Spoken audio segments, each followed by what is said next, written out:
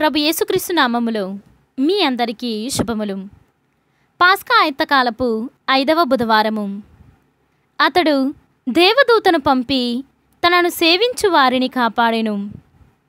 మొదటి పట్టణము దానియేలు గ్రంథము 3వ అధ్యాయము 14వ వచనము నుండి 20వ వచనం వరకు, 91వ వచనము నుండి 92వ వచనం వరకు మరియు 95వ వచనము.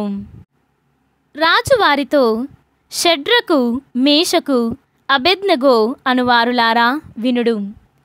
మీరు నా దైవములను కొలువకుండుటయు నేను నెలకొల్పిన బంగారు మూర్తిని ఆరాధింపకుండుటయు నిజమేనా? ఇప్పుడు మీరు బూరలు, పిల్లన గ్రోవులు, తంత్రీ వాద్యములు, వీణలు, స్తుతులు మొదలైన వాద్యముల సంగీతము వినగానే శిరము వంచి ప్రతిమను ఆరాధింపుడు. లేదేని మిమ్ము తక్షణమే ఘనఘనమండు కొలిమి బట్టిలో పడద్రోయింతును. నా భార్య నుండి మిమ్ము రక్షింపగల దైవము ఎవడునూ లేడు అని పలికెను. అందుకు షడ్రకు, మేషకు, అబేద్నెగో, రాజా, ఈ విషయమును గూర్చి మేము మీకు జవాబు చెప్పనక్కరలేదు.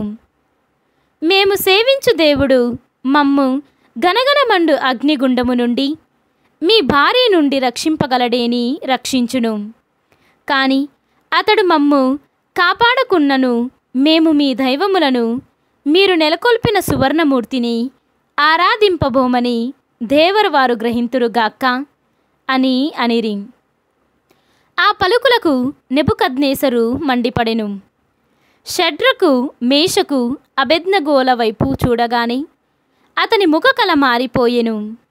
అతడు కొలిమి బట్టిని 7 రెట్లు అదనముగా వేడి చేయుడని సేవకులను ఆజ్ఞాపించెను. ఆ 3 మనుషులను బంధించి గనగనమండు కొలిమి బట్టిలో పడవేయుడని తన సైన్యమున బలాఢ్యులైన వారితో చెప్పెను. అంతటా నెబుకద్నెజరు రాజు ఆశ్చర్యముతో లేచి నిలుచుండి, మనము 3 నరులను బంధించి అగ్నిగుండమున వేయలేదా అని తన ఉద్యోగులను అడిగెను. వారు అవును ప్రభు అని జవాబు చెప్పిరి. అతడు, అట్లైనచో నాకు 4 మనుషులు అగ్ని చుట్టూ తిరుగుచున్నట్లు కనిపించుచున్నారేమి? వారికి బంధనములు లేవు, ఎట్టి బాధలను కలిగినట్లు లేదు. 4వ వాడు దైవకుమారుని వలె ఉన్నాడు అనెను. అప్పుడు రాజు ఇట్లనెను, షడ్రకు, మేషకు, అబేద్నెగోల దేవునికి స్తుతి కలుగునుగాక. అతడు తన దేవదూతను పంపి తనను విశ్వసించి సేవించు వారిని కాపాడెను. వారు నా ఆజ్ఞను మీరి తమ శరీరములకు ముప్పు తెచ్చుకొని కూడా తమ దేవునికి తప్ప అన్య దైవములకు మ్రొక్కరైరి. ఇది ప్రభువాక్కు. సర్వేశ్వరునికి వందనములు. భక్తి కీర్తన. నుతియు సదా గౌరవమును కలుగునుగాక. ఈనాటి సువిశేషము పునీత యోహాను గారు వ్రాసిన సువిశేషము 8వ అధ్యాయము 31వ వచనము నుండి 42వ వచనము వరకు. అప్పుడు యేసు తన్ను విశ్వసించిన యూదులతో, మీరు నా మాటపై నిలిచియున్నచో నిజముగా మీరు నా శిష్యులై ఉందురు. మీరు సత్యమును గ్రహించెదరు, సత్యము మిమ్ము స్వతంత్రులను చేయును అనెను. మేము అబ్రహాము వంశీయులము, మేము ఎన్నడూ ఎవరికిని దాసులమై ఉండలేదు. మీరు స్వతంత్రులగుదురు అని ఎటులు చెప్పగలవు అని వారు అడిగిరి. అందుకు యేసు, నేను మీతో నిశ్చయముగా చెప్పుచున్నాను, పాపము చేయు ప్రతివాడు పాపమునకు దాసుడు. దాసుడు ఎల్లప్పుడూ ఇంటిలో నివాసము చేయడు, కాని కుమారుడు ఎల్లప్పుడూ నివసించును. కుమారుడు మిమ్ము స్వతంత్రులను చేసిన ఎడల నిజముగా మీరు స్వతంత్రులై ఉందురు. మీరు అబ్రహాము వంశీయులమని నేను ఎరుగుదును, అయినను మీరు నా వాక్కును అంగీకరింపరు, కనుక నన్ను చంపుటకు యత్నించుచున్నారు. నేను నా తండ్రి యొద్ద చూచిన విషయములను చెప్పుచున్నాను.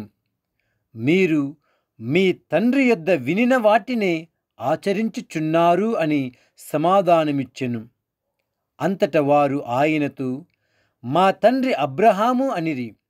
అందుకు యేసు, మీరు అబ్రహాము బిడ్డలైనచో ఆయన పనులను చేయుదురు. కాని దేవుని యొద్ద నుండి వినిన సత్యమును బోధించుచున్న నన్ను మీరు చంప యత్నించుచున్నారు. అబ్రహాము అట్లు చేయలేదు. మీరు మీ తండ్రి పనులను చేయుచున్నారు అనెను. అందుకు వారు, మేము వ్యభిచారమున పుట్టిన వారము కాము, దేవుడొక్కడే మా తండ్రి అని పలికిరి. అందుకు యేసు, నిజముగా దేవుడు మీ తండ్రి అయినచో మీరు నన్ను ప్రేమించి ఉండెడివారు. ఏలయనా నేను ఆయన యొద్ద నుండి బయలుదేరి వచ్చియున్నాను. ఆయన పంపుట వలననే వచ్చితిని కాని నా అంతట నేను రాలేదు. ఇది క్రీస్తు సువిశేషము. క్రీస్తువా మీకు స్తుతి కలుగునుగాక.